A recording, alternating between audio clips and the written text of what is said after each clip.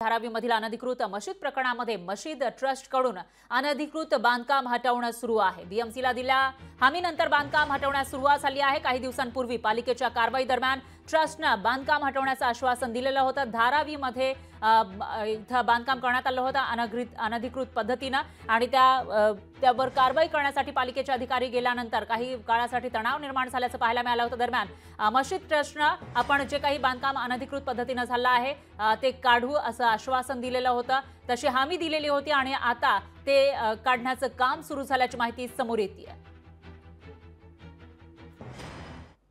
स्वतःहून काढलं जे काही अनधिकृत आहे स्वतःहून सर्व काढले तर बरोबर आहे, नाही तर सरकार आपली कारवाई करतील।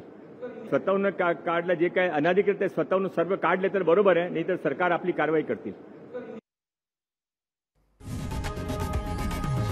लोकशाही मराठी ऐका, पहा, जागरूक रहा।